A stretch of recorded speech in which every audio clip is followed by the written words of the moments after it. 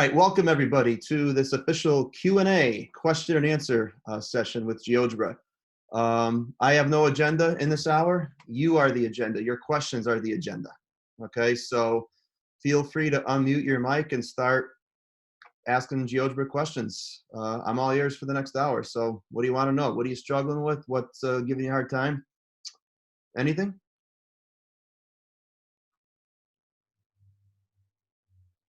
Chat here. Again, you can unmute your mic at any time and ask away, or type it in the chat.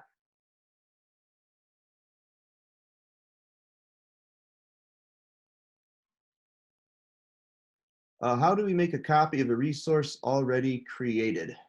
All right, that's the first question. Great question, Mark. The way you do it, let me share my screen. I will show you now.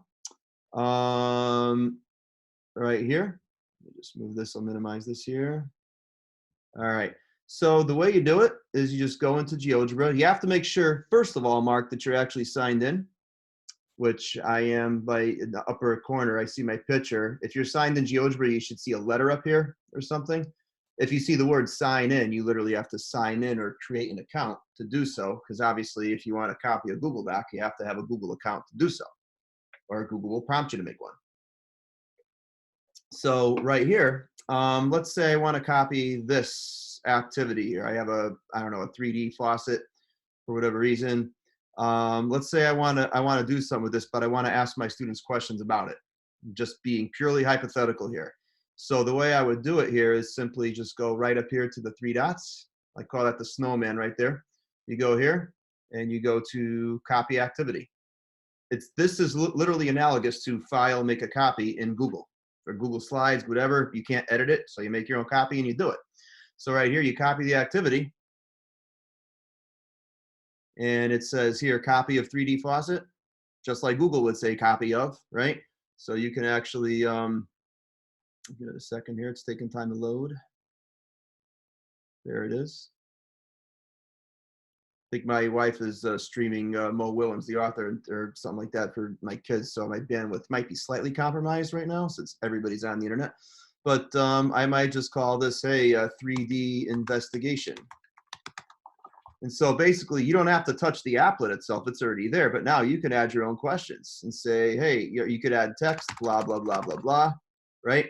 You can add a click here for a hint, right? And so right here, I could actually go here and I could hyperlink a URL to that text for students to get a hint, if you will. You have an equation editor, equation enter here. You could do all sorts of things. But you could custom tailor this the way you want it. You can embed a video, a YouTube video here.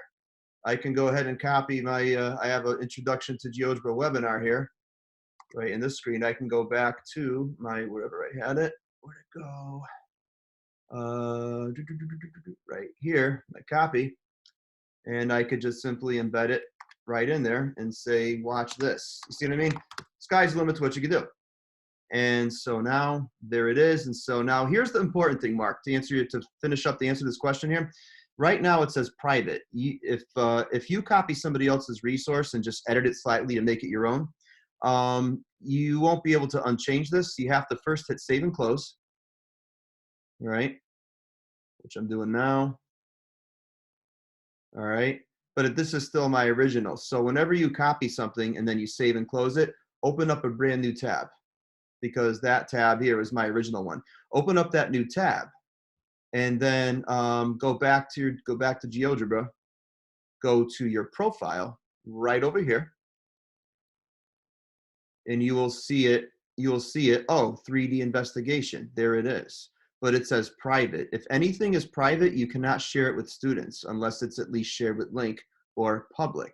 Share with link, I would say, is the best option. Because if you want to make a resource public for the whole world to find and see, you have to like map some topics to it. GeoGebra makes you jump another 30-second hurdle to do that. Most teachers don't feel like it. They don't have time, but you can if you want. But in order to make it accessible to students, you have to jump over one quick 5-second hurdle. That's it. You want to click on the snowman here, go to edit activity. And then there I'm like right back to where I was in like edit mode here. It's just taking that 3D app forever to load because, again, my bandwidth's slightly compromised because my kids are watching something being streamed. But right here, I go now to private. I make it shared with link. That basically makes it accessible to whomever you give the URL to. Okay, so I hit save and close, and look at this. Now it's shared with link, and look at this. I'm going to copy the URL, and I'm going to paste it right in the chat where I think some more of you have asked questions here. Right here, and so therefore that URL is what I just literally made. I can take that, assign it in Google Classroom now. I can do whatever I want to do with it. If you open that up, that's exactly what I made. You'll see what I see on my screen right here. Okay, can I confirm that GeoGebra? All right, can we start with question? Yeah. Okay, so Mark, I think that's the answer to Mark's question there. So Tori asks, hi Tim, can I confirm that GeoGebra's contents can be used for formative interim assessments? Is GeoGebra also embedded in other vendors, or is it a more standalone solution? Interesting. I probably should copy this because in the video, there's no, you can't see the chat window here. Let me just make a quick Google Doc so everybody can see the question. Blank. So here's Tori's question right here.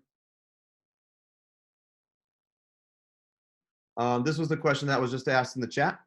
Can I confirm GeoGebra's contents can be used for formative interim assessments? Yeah, it can.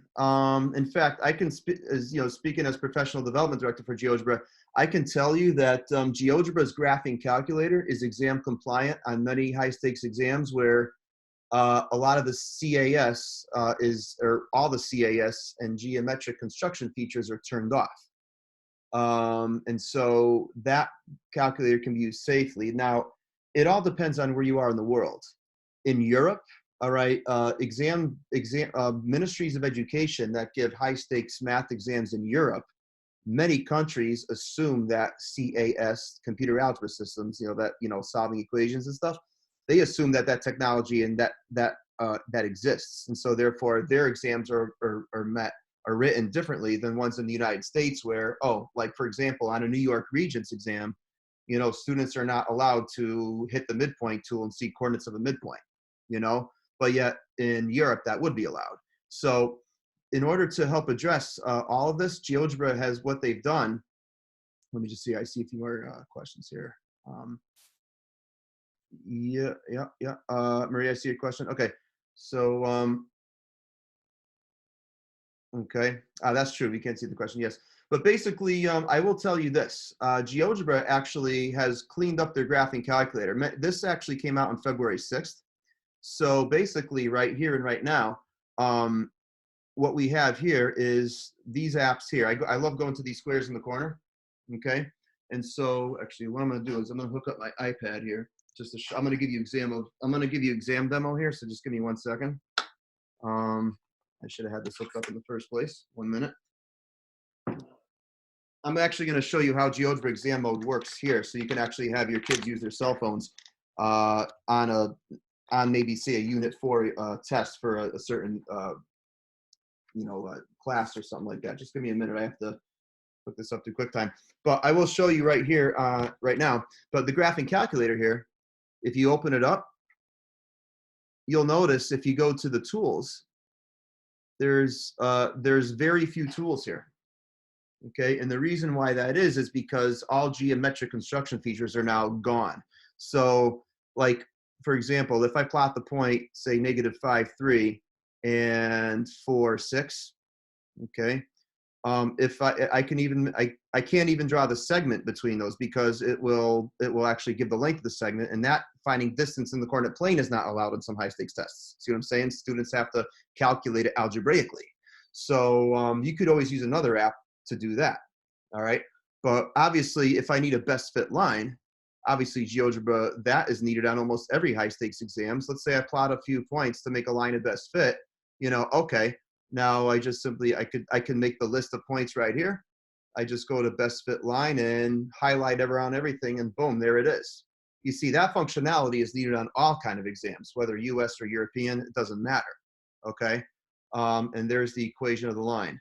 I know it's in standard form, but they are releasing an updated version soon where it will be in slope intercept form because, When you want a regression, you want it in y equals. You don't want a standard form most of the time. There is another option to do that right now, at least. I'll just kind of digressing a little bit. But if you actually go make a list, that's this command right here. If you highlight the list tool and drag a rectangle around all those points right there, that's basically like the equivalent of putting it on a TI, L1, L2. And then what I would say here is say, hey, fit poly, right? The fit poly command fits a polynomial. It does a polynomial regression. Fit poly, the name of my list is L1, and I can pick the degree. Obviously, a degree 1, see, there's a line of best fit. So you could technically get it right now if you wanted to. The fit line command will work, with y equals later, but in a couple weeks. But the point is, you could change the degree of that polynomial. Let's say you want to make it a quadratic. Well, there it is. And you could see here, check that out. That's pretty cool, But all of this functionality is needed on high stakes exams. So this graphing calculator is purely exam compliant for those state departments of education where they have to shut down every single stinking thing because, well, that's not allowed, But again, everybody has different feelings about that. We live in the United States. It's more strict, but in Europe, hey, they know CAS exists, and so our exams are harder because we assume that functionality exists. But you see what I'm saying? So GeoGebra has apps that address all of those in one. The graphing calculator can safely be locked down to any student's device here, even in class. And I'll demo that now. I just want to make sure check the chat here. Copy that. Okay, Mark, I will answer that in a second. Yep, coming there. So that's that, but I want to finish answering the exam question first. So let me just get my iPad up and running here. My iPad is going to imitate an iPhone or an Android, if you will. So let me just get this up and running. Give me 1 second. Open QuickTime. And let's see. Done. File. New movie recording. I just basically pretend that I'm doing a movie recording, but don't actually record. And the reason why I have to do this is because if you use GeoGebra exam mode, it actually forces you to put Wi-Fi and Bluetooth off totally. So let's see how this looks. If not, I can always give you, there it is. Okay, so check this out. I'm going to actually quickly show you how GeoGebra graphing calculator can be locked down here. Okay, now you cannot do this on like a high stakes exam that's like state mandated. That's where there's Uber security and like that's up to IT personnel from the school district to do. But if you're an Algebra 2 teacher, just simply giving you're an Algebra 2 teacher, say, just giving an Algebra 2 unit test on quadratic functions, say, there's no reason why you can have your students take out their iPhones and their Androids and do exactly this. Or you can lock it down to school devices using apps like GoGuardian. Again, the lockdown, the way you lock it down on devices is irrelevant, but the point is it has to be locked down. And the other point is that students should be able to access the same apps that they use to discover mathematics. They should be able to use that on safely on high stakes exams. Let's do this quickly. We're going to go to graphing calculator up here. Okay. And so if I go up to the menu, right up here, go to the menu and check this out. I go to exam mode. There's an exam mode option right there. And look at what it tells me to do. It says you got to switch it to airplane mode and turn Wi-Fi and Bluetooth off. So basically, like in order to actually make this work, I have to actually disconnect from the outside world entirely. Otherwise, it's not going to work. And if students try to cheat, you will know if you use this way. All right. So let me hit cancel. Let me go back to my settings. And I'm going to go here and I'm going to turn off my Wi-Fi, airplane mode. See, now I have Wi-Fi and Bluetooth are both off here. Okay. Now I go back to GeoGebra graphing calculator. I go to exam mode. Whoop, not share, sorry. Exam mode. And then it asks me a series of questions. Confirm app self-lock. Do you wanna lock it? I say yes, right? And then I hit start. Once you hit start, you are locked. Now, again, this requires the students to have the GeoGebra graphing calculator on their devices. I mean, we always bang our heads in the desk. So our kids forget to bring their calculators, but they never forget to bring their phone unless mom or dad grounds them and they take their phone away, right? So, but most students have phones. Most students, not all, but basically, in this kind of sense right here, notice there's a timer up here, but I could still, do everything I need to do on a test I can graph a quadratic. I can just touch points to see what the roots are. Anything you could do on a TI, you could safely do in this graphing calculator. Let's type the equation of a circle in there, right? We could still get points of intersection because that would definitely be allowed. You see what I'm saying?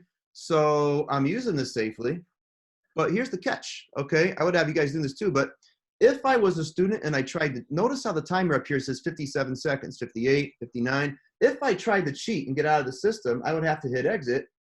You, the teacher, you're grading your own papers at your desk trying to make best use of the time, right? And it gives me a warning, hey, student, do you really want to exit? I hit yes, exit. And then, yeah, get out of here. And now I'm going to go to Google and try to cheat and do something. But then, oh my gosh, the teacher just got up out of his or her seat. Oh, got to get back, got to get back. Oh, crap, crap, crap. I go back here, go to exam mode. Yes. And I give the illusion that I try to give the teacher the illusion that I didn't cheat. See what I'm saying? I have something up there. But the reality is I'm going to get caught. If not now, then when I'm done with the exam, because when everybody hands it in, look at my timer. You see the problem here? It automatically resets. So if a student leaves the exam window, they're going to get caught. Because what I often do is what I did in my last year of full-time teaching is like, you know what? Exit exam, right? So I used to walk around and just collect tests at the very end. I would just kind of sacrifice the last 5 minutes. I would be the walking around. I don't want papers rustling too much to get kids time to concentrate. And I would ask a student to show me this screen when they hand in their test. And notice here, if everybody has a start time, everyone in the class has a start time of 2:15 in the afternoon. But why is it that you have a start time of 2:17? Well, where were you for 3 minutes? You know, and listen, my heart's intent is not to catch kids in the act. And we don't want that to happen. But you know what? Students walk into that exam knowing, saying, you know, don't try to pull one over me because it's not going to work. Now, another thing, so we exit, and also it goes to your camera.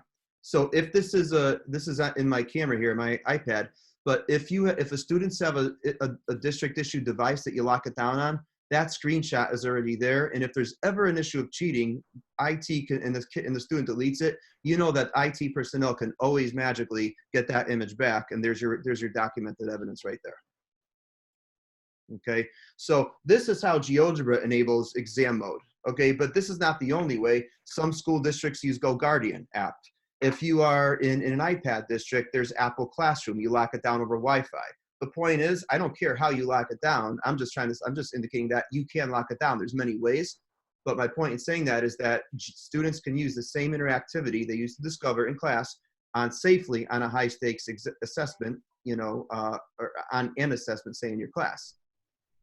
In that case, but I got to get other questions. But one more thing to say about that: if any of you know anybody in any state department of ed in the U.S., email me. I'll drop my email right there, because GeoGebra Graphing Calculator. If any state department of ed wants to embed this calculator in their API,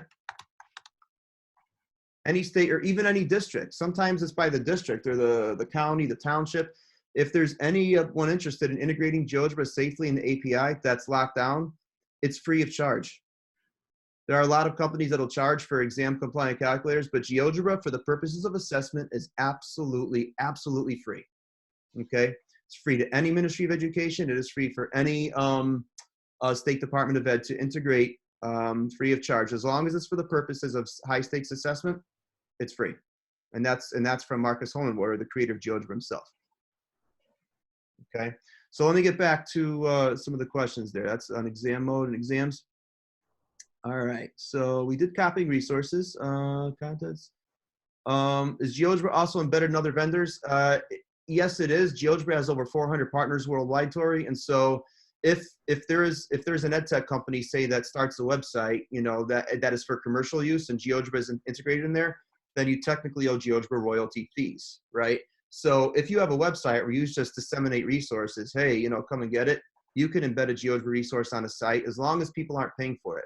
But as soon as money enters the equation, like for example, Pearson is just an example. Pearson is one of GeoGebra's partners, okay, and they have GeoGebra content on their site that's proprietary. So obviously, you know, Pearson pays for that. you know, to use that. So, but if you are just, if you're a teacher not looking to make money, I just need resources for my students. Well, have at it. GeoGebra's community. That's what it's all about. It could be a standalone solution, or it can be embedded in other vendors. It's what you make of it. But if you have questions on anything, email me. My email's right there. All right. So Gail asks, we can see the question if we click on the chat. Sorry, that's not a question. Maria asks, hello, Tim. Can you discuss GeoGebra's auto scoring capabilities? Which type of questions can be machine scored and which have to be hand scored? Thank you. Well, Maria, I know there are people that that create resources far better than me in that department. So I guess what I could think of is it is possible to auto score. Yes, let me see if I can find an example. But in terms of like a summative assessment thing, it's like it's kind of like I don't know how to say it. It's kind of like a primitive sort of thing. It's not really like high functional, but let me show you what I mean. Test yourself. Let me see if I can find this file. All right. I think I could find it here. If not, I could do another thing here. But sometimes it's possible to, I have found GeoGebra resources where students actually have to basically, let me type in quiz, see if I can find anything. Right here. Come on. I wonder if it's my bandwidth. But, oh, here we go. That's all my stuff. That's the problem. Let me log out for a second, because my stuff always comes up first whenever I'm logged in as me. But let me log out. Sign out. Okay, good. So now let me go back to home. Let me look for, I found one that kind of looks thing here. Just give it a second. All right, here. So check this one out. This is start date. Like, I'm going to go to this one here from Mike. Mike is actually GeoGebra's chief technical officer. Brilliant man. He oversees the developers. So look at this here. It says, reflect the shape in the dashed line or move the blue points. So obviously this is a line reflection, right? And students have to kind of work with this here. So let me get it wrong, right? And so now if I do it correctly, let's see. Well done. So I get new question. Score. See how it's going to be a counter of scores. But Mike programmed it this way to do just that. And so the best the student could do now is take a screenshot of that and say, hey, here you go. But I have a way that I did it when I taught part-time at the state university when I left full-time teaching here. Sorry. Let me go here to assessment question, and I'll generate. Here's what I often done with students.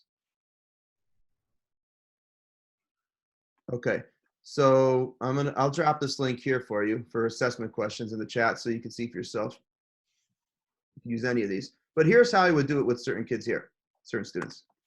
All right, latest one there.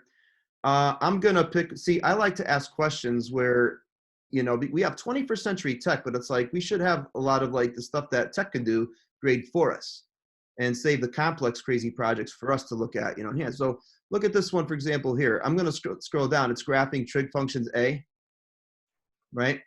So I'll give you the direct link to what I'm looking at. If you want to look at it with me, feel free. You're welcome, Maria.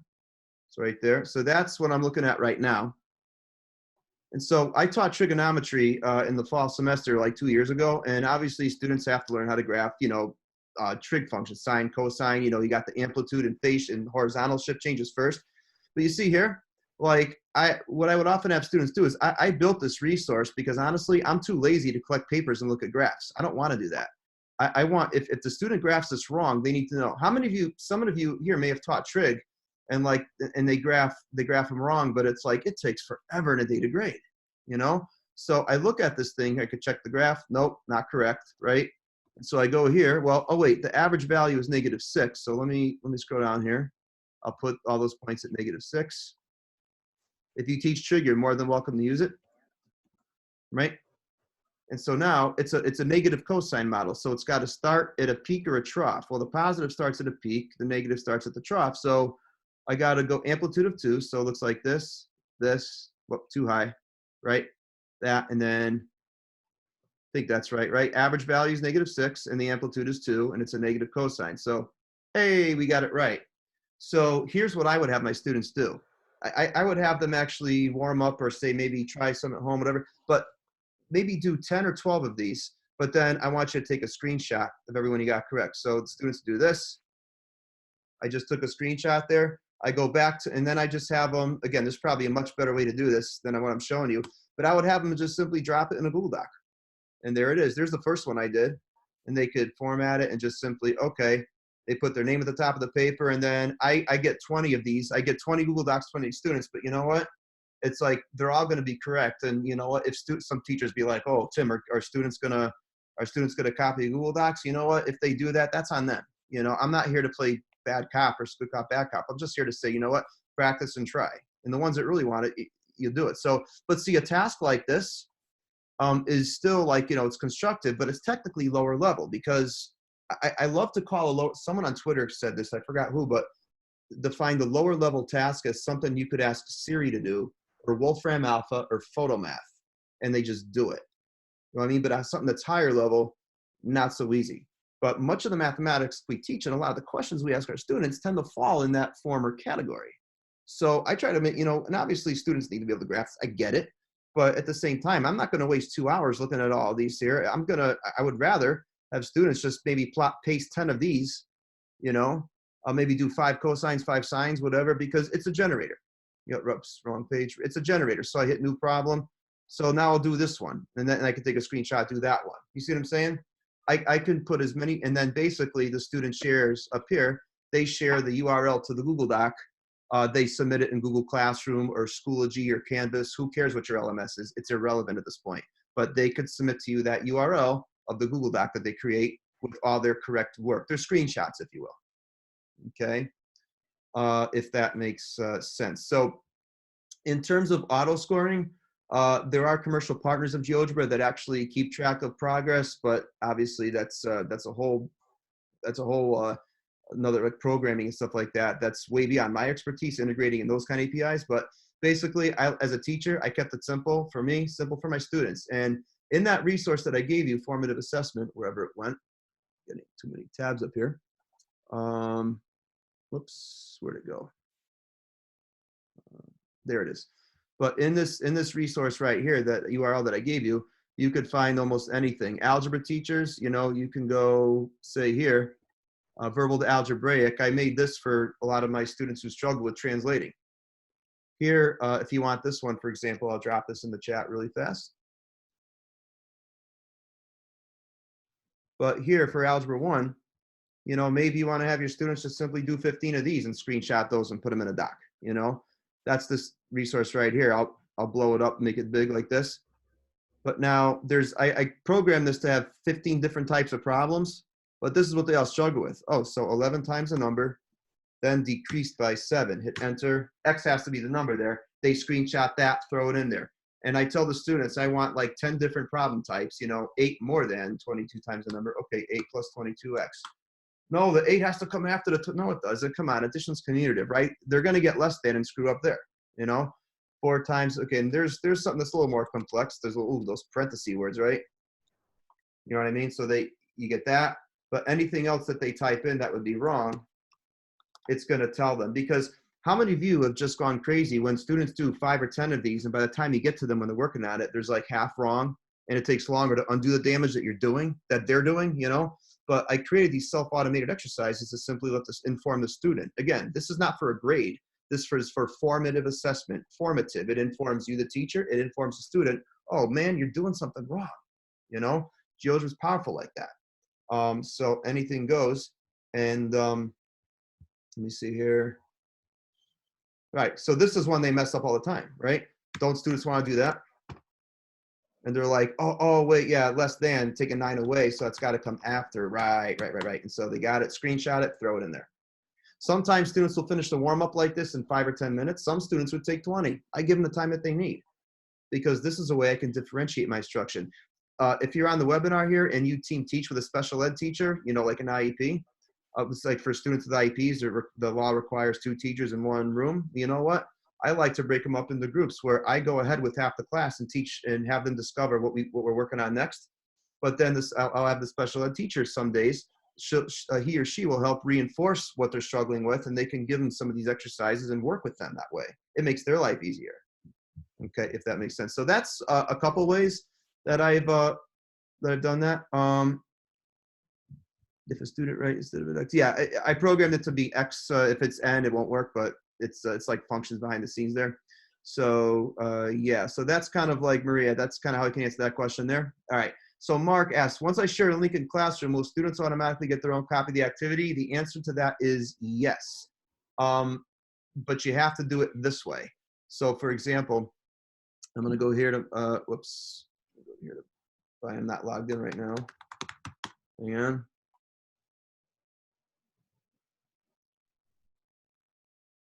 All right, so let me see here. Go to my name here. So let's suppose this activity right here. This activity, you can have students build a triangle and discover the triangle angle sum theorem and the exterior angles, right? There's directions, there's questions, and there's a video for the triangle if they get stuck, and then I'll ask them to build the quad and the pentagon and discover all that stuff on their own later.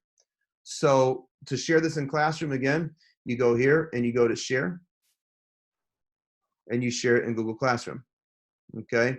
And when you do it that way, it creates an assignment in Classroom, and I could choose my class. You, the teacher, have to link it up there. You hit assign, and it's going to assign it to everybody in the class. And then basically every student in Google gets their own copy. So whatever they do in here, you will see 30 different copies of whatever. Okay. So, but Mark, if all you do is just give the students this link, it's not going to work, because then therefore students can build on it, but it's going to refresh, and it's going to just be what it originally was. But if you want to assign, you have to use the Classroom feature right here in order to do that, to save kids work. And if you want a video on that, I will drop one in the chat towards the end. Let me know. I have a 5-minute video that shows you how to do it from student and teacher perspective. Okay. All right. All right. Daniel asks, hi, Tim. I saw some of your pre-made activities on GeoGebra, which automatically get feedback. Is there any method for you to assign something like this and have their grade be tallied after the end? So that's kind of, Daniel, that's kind of similar to, I think, the answer I gave to Maria. Let's see what you put here. Yeah, I mean, bottom line is, like, technically, yeah, I guess you show them that, but I would honestly say for something like that, just have them do the work on paper, and then you type the expression in there, take a screenshot, throw it in. But the thing is, because that's kind of more like multiplying polynomials, distributing is more of a lower level task as a teacher, in my opinion. But like I said, if GeoGebra can say correct and the student gives you a bunch of screenshots, I think that's the way to go. That's how I did it. There's probably more advanced techie ways to do it. It's just that I've never looked into doing it that way. I just did what works for me when I was teaching full time. But again, because it's all formative. I mean, like, have their grade be tallied. Again, tallying a grade is more of a summative main idea versus a formative assessment main idea. So that's why I kind of have, I was going to say in that. Daniel asked, for the question generators you shared, does each student get a unique question, or is it from a shared? Yes, they do. Like right here, it's random number generators I've used. So basically, like here, Daniel, right? 8 times a quantity of 10 more than a number. So this is what I call a question structure. So it's like, basically, the student next door might have a number 6 here, and this could be a 12. But this one says there's 15 types of problems in this applet. So there's 15 different skeletal structures, if you will. But basically the numbers are just like, whatever, they're randomly generated. It's the same thing CUDA software does, really, if that makes sense. So, yeah. Did I hit questions? Is there any other questions here that I might have missed? Because I'm trying to go through here. All right, Gail asks, I am helping teacher who tried embedding a GeoGebra activity in classroom, but then when students clicked on the link, it was static. Interesting. We fixed by just cutting and pasting URL that and activity. What did we do wrong? Huh. Well, embedding. So Gail, did they do the HTML, or did they do it do the share way? Do you know? I shared. Interesting. Let's give it a shot. I'll tell you what. Here's what I'm going to do. Let's go here. I'm going to actually do it with you. In fact, if you want to join my Google Classroom, let's all go there now. Some of you might have done this 2 days ago. We did this, but I'm happy to do it again since the question came up. I'm in Google Classroom. If you could log in, you want to log in my class, feel free. Here's the code. We'll test this out, Gail. We'll see how this works. All right. From my screen, you'll see the teacher perspective. And then from your screen, you'll see student. All right. So go ahead and if you want to join that class, go for it. You just probably have to do a personal Google account because your school firewall will probably block you from entering something that's not in their domain. For security reasons, obviously. All right. So there's the code, and I will paste the code in the chat there, just in case some of you missed it. That's the code for Google Classroom. All right. Now, let's see here. So as my sample GeoGebra class, you can go there, but now what I'm going to do is I'm going to find an activity to assign to all of you, my students. So let's do that. Mid-segment. Let's discover the triangle mid-segment theorem, shall we? We'll build it and discover it in like 5 minutes. Let's see. All right. Well, I want to find where students have to actually build. I don't want an animation here. Gotta find the resource quickly. Oh, I know where I could find it. Hang on. Nope. It's under here. Here, give me 1 minute. Good points. All right. So again, ignore all the videos and stuff. Again, this was a tutorial that I wrote for teachers, not for students, but in 2 videos ago, I showed you how to copy this, but this is an activity like you can assign to students to discover the triangle mid-segment theorem. In essence, like right here, right? Touch the sides, you get the midpoints, 2 sides, then we make the segment. And then I ask students to make a conjecture, and they're like, oh, wait a minute, they look parallel, don't they? And I'm like, well, how can you prove it to me? Prove to me the parallel. Again, let the students make it, oh, the slope, yeah, I got it. Slope is -1/4, -1/4. But some kids like to measure a pair of corresponding angles, see? But let's actually assign this activity in classroom, if you will, right? And so they simply discover, oh, and then they have to hypothesize, what do you notice? Again, this is not a formal proof, I know that, but it's an informal discovery. You could do this by paper folding too. But anyway, let's actually assign it in classroom. So to do that, I'm going to go up here, go to share. I click Google Classroom right there. If you do this for the first time as a teacher, you might see something that says pop-up blocked or something like that. Just allow the exception. It's your school safe. It's a firewall safeguard thing. And then you're going to get like 5 questions. Do you allow GeoGebra to access your classes? You have to yes like 2 or 3 times. It's, again, GeoGebra cannot access your classroom without your permission, right? You have to say yes once or twice when you log back in. So I might say, hey, do now, or say warm up. And then I say, please get started. I can do it here. Oh, by the way, Google Classroom lovers, I tell you what, feature that's coming.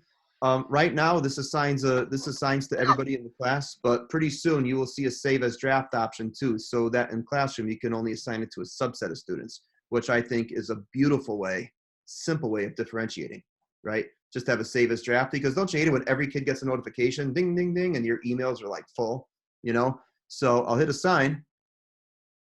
Oh, what's going on here? Let's try this again. Interesting. Why did that work? All right, with a sign. Weird. It worked for me 2 days ago. You know what? I might have to log in as me. Hang on a second. But I shouldn't. Actually, no, I shouldn't have to. But maybe I need to. 1 sec. All right. So let me try that again.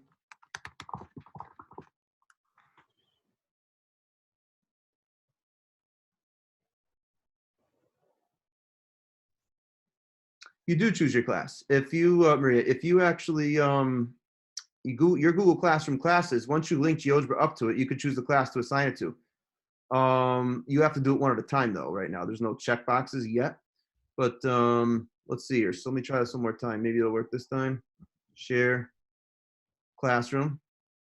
Now I'm going to choose my Oh, maybe I forgot to click this. Is that what I did wrong? Uh, I see what I did. Yeah, yeah. So I'll hit assign. Got it. I'm sorry. Slow learn. Sleep deprivation and 4 kids 8 and under and working at the same time.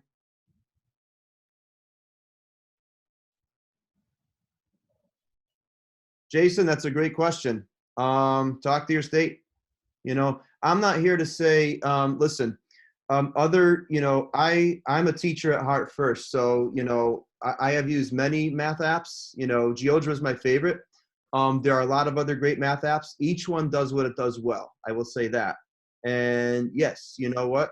There are advantages of using different apps, but the thing is, this is fairly new. We're working with state departments of ed to get embedded on a lot of tests, but GeoGebra's goal is not to kick any calculator provider out, but rather come alongside.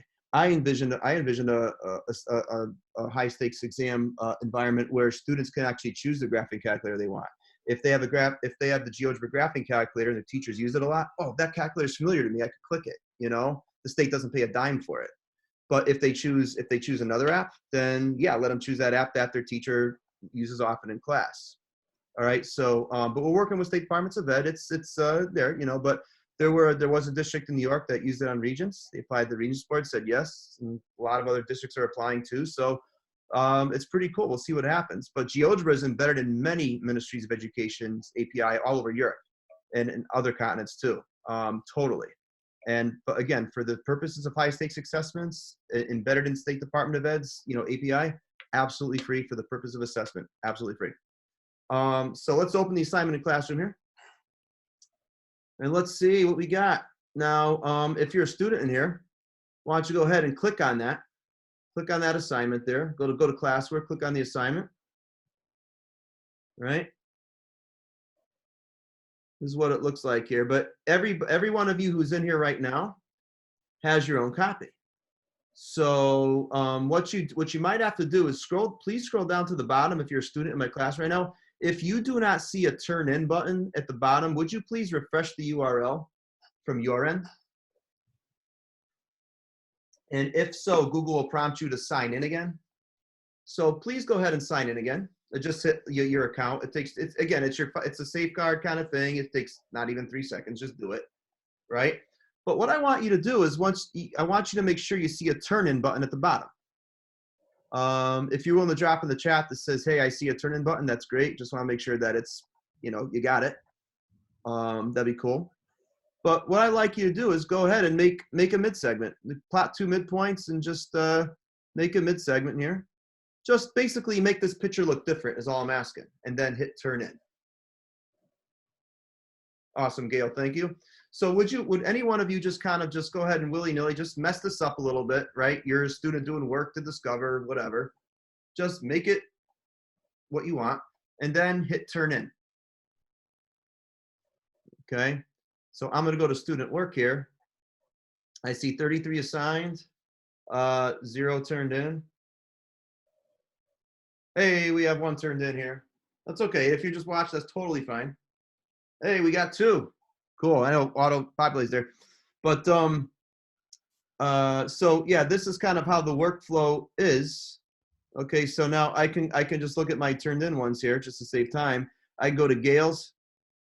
And so Gail, it looks like this is how you is this how you exactly left it here? Let's see what Gail has. Yeah, she kind of just zoomed in, right? And so now I could see what Gail did. I go back to Classroom, I could leave Gail a private comment and we could talk about it. She could unsubmit it, take it back, Again, this is not a grade book necessarily. This is still formative assessment, just like the scoring in GeoGebra. No one's keeping score here. This is just student progress, going at it. So I can look at Carly's work here. Let's see.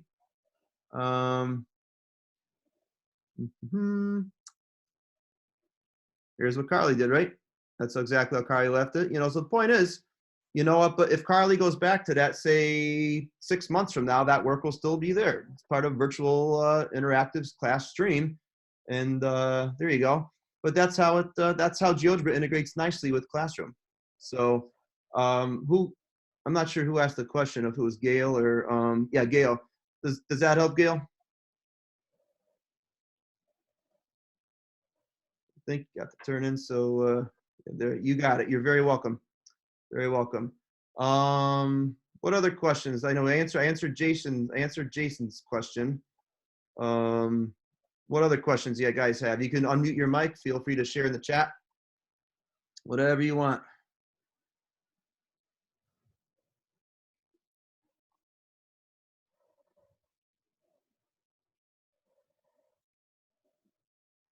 If there's no questions, I'm happy to show you augmented reality for a quick few minutes. I know that's more of a thing. I mean, not now we're in the day and age where teachers that often teach traditionally, like chalk and talk, I call it, whatever, they're kind of scared going online doing this stuff. But for those of you, oh, you're very welcome. I'm happy to show you, but if I can get my iPad up and running here. But let me see here. I'm actually going to, give me 1 second. I have to go get a glass here. Just go get something in the kitchen. Give me 1 minute, 30 seconds.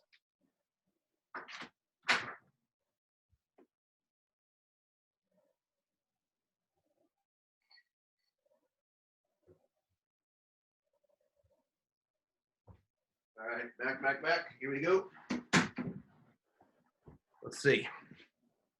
There we go. You can see around here. So we are not using Google Classroom. We are using Microsoft Teams. Is the process the same? Lynn, good question. I don't know, but I will find out.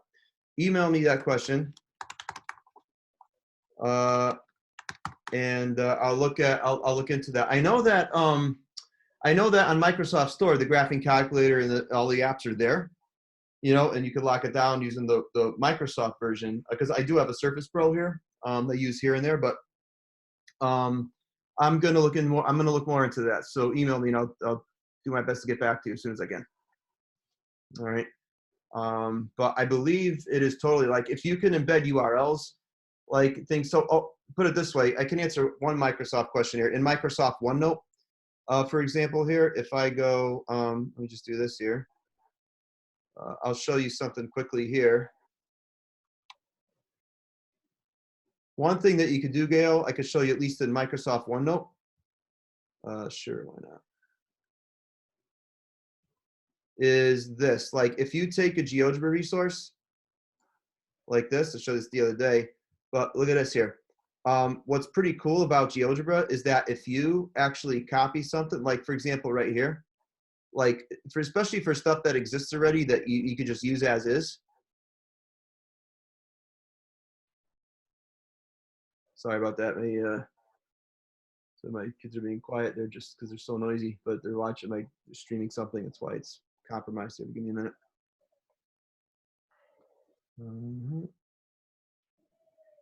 There we go. So let's say, there we go. Let's say like from right here, here's an example. Like I showed this the other day. I can actually embed this right in I can embed this whole applet right within Microsoft OneNote really easily. It's a simple illustration of the trig identity, popular one, and having kids explain why, you know, what's going on here. Oh, the area stays the same when you keep the same base, but don't change the height, right?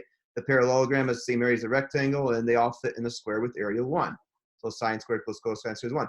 So if you want to actually throw that in OneNote, you could actually take this here, go up here, go to share, and yeah, you could click OneNote, and then all it does is copy the link, right? But by copying the link, what you can now do is, if you paste it right there, look at this, hit enter, it'll actually embed it right in the OneNote itself. See what I mean? It'll kind of scale it nicely there. I love that. That's pretty cool. You can do that, and so I can actually have a class warm up right in the notebook right there. Only answer that because you kind of asked a Microsoft themed question, but I'm not familiar with Teams, but I will get more familiar. You're very welcome. Let's see what else. How can I make my own activity to give feedback on correctness? Well, to answer that question, I would say watch yesterday's webinar.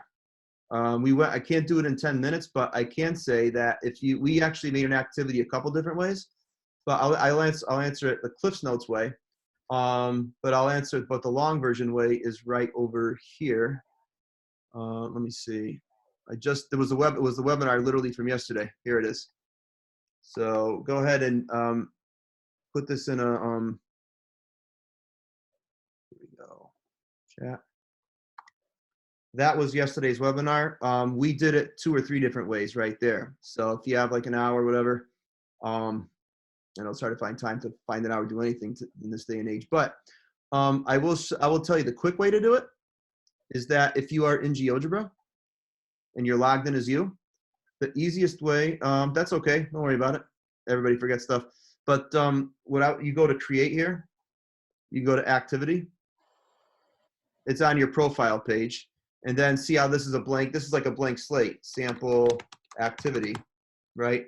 And I can insert all the elements that I showed you a little bit earlier, GeoGebra. Now, instead of in the YouTube link that I just gave you, Gail, it's more like this. I kind of walk through this way. We custom tailored an applet to do something, but I can actually search for something like, say, triangle angle theorem or something like that, and say, okay, see if it loads here, right? So something like this, if you will. But say I want to add this to it. If you go to new tab and paste the URL for it, it'll actually show up automatically. It's a quick way of doing it, but right here, it's coming. I apologize for my slow bandwidth, but see, it's there. And now I can just keep it as it is, but now I can actually ask questions about it and say, oh, what do you notice, you know? And so there's my question. I can make a multiple choice, open, blah, blah, blah. But see here, it's kind of like, all right, you know, what is this? What is this illustrating here? This could be more of like a rediscovery that takes 2 minutes for students to do. You know, you have the 2 remote interior angles, the exterior angle. I built this not for kids to discover. I built it because I wanted it as like a quick review. It's like, hey, you know, name that theorem, you know, or basically kind of thing. I would rather have kids build and measure versus just slide a slider, because sliding a slider and watching is half active, half passive, you know. But that could be part of the resource I want to embed in classroom, say. But then I ask my own questions regarding it and say, you know, hey, this is a question, answer it, you know what I mean? And so answer please. And so therefore that's that. And so that's all I want from the kids. I save it and close. And then now this will go basically right now. I save it, I close it. Peter wants to sleep. Once it's there, it says saving, it is saving, right? So now I can go ahead and just click on the snowman and basically share it in classroom or whatever. Or maybe you Microsoft teachers, maybe you want to just embed it as a link in OneNote where kids could play with it, but you ask your questions in OneNote.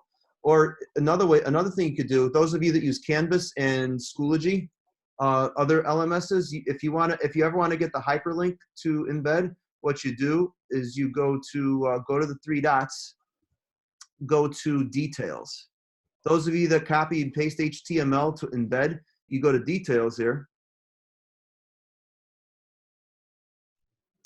And you'll see this is the details page. You go to share. Share, and then right here, embed is right here. You copy it, copy, right?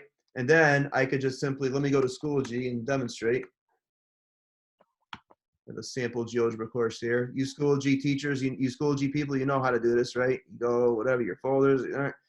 And then basically here, I could just go to add materials, add a link, and then I just add the link right there, paste that long HTML right in there, and then say, hey, warm up, and then add. And then look at this, right in your course page, it opens up. And it's right there. Now you can ask your questions that if you're one of those teachers that likes to put it digitally, all right there. That's how you embed in anything. Or that's how you get the HTML, if that makes sense. Okay.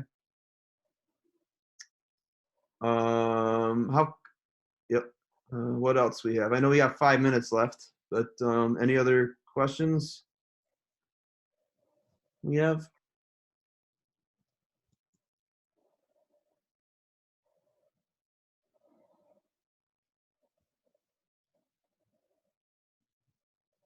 But if not, again, type a question if you want. I just want to show you really quickly here.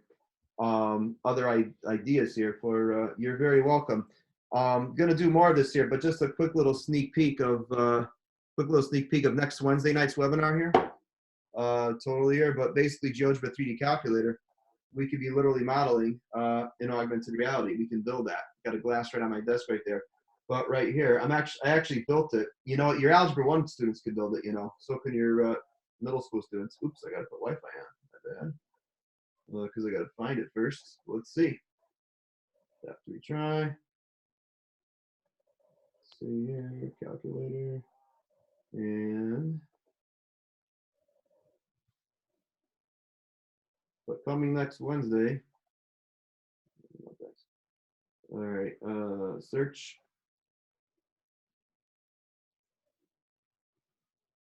Oh, there it is. Let's see, glasses.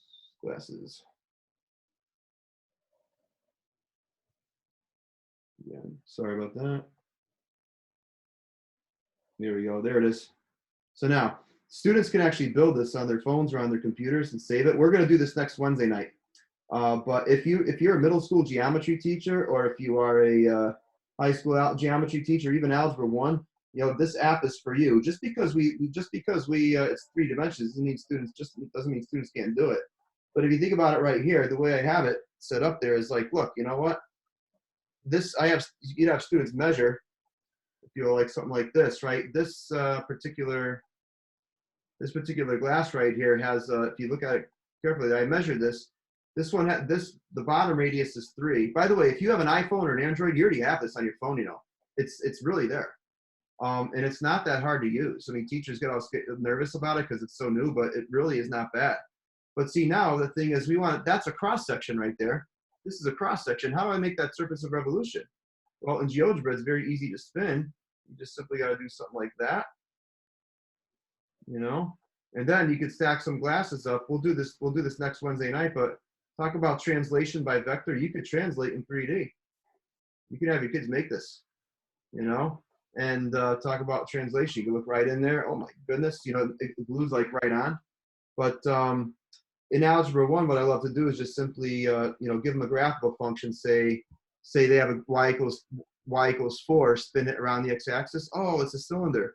That is very easy to do in this app. And so even though we're doing a lot of remote learning, this could increase a lot of interactive engagement for students. So I want to leave you with a few parting gifts right here.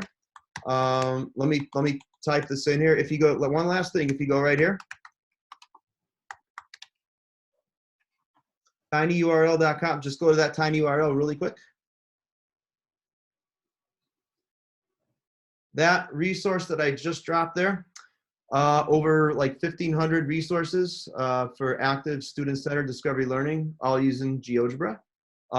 Feel free to browse through. You can integrate any one of these in Classroom or OneNote, whatever you use, feel free, it's for the taking. You want to become a GeoGebra whiz, you could do it in 2 hours. Just go right there to that app, that thing right there. Just go through this, learn the tools step by step, and you'll pick up discovery learning ideas. If you want some more teaching and learning ideas, feel free to take a picture of that with your phone. I post on Twitter, Facebook, and Instagram usually almost every day, just to say, hey, teachers, did you know you can do, again, my passion is empowering teachers to empower their students to build and actively discover. That's, I care more about pedagogy than the name of the app you use, all right? But with GeoGebra, I've just simply found there's really nothing that it really cannot do. But it's an amazing app, and even though it's so powerful and it's big, it is very easy to use. So feel free to email me questions. You have my email in the chat there. Next week, a webinar coming up right over here. Let me just find it quickly. Where'd it go? So we just finished this series right over here, but right going over here with a 3D webinar coming up. There it is, right there. I will drop the I'll drop the chat right there if you want to go right there. But this is it right here for next Wednesday night. It'll be at 9 o'clock Eastern time. And if you're on Twitter, I'll drop the link to the tweet so you can see it in its entirety right there. You're more than welcome to come. We're going to take a deep dive in the GeoGebra 3D calculator. Okay. Be sure to follow GeoGebra on Twitter and also Facebook. They have a lot of things that they do post. You know, so keep in the loop. But yeah. All right. So I'll stick around. طيب جاي. I'll stick around for a couple more minutes, and then I'm going to stop the recording actually right now. But I'm happy to answer another, whoops, 5 minutes of questions or so. And yeah, so let me whoops, do that there. All right.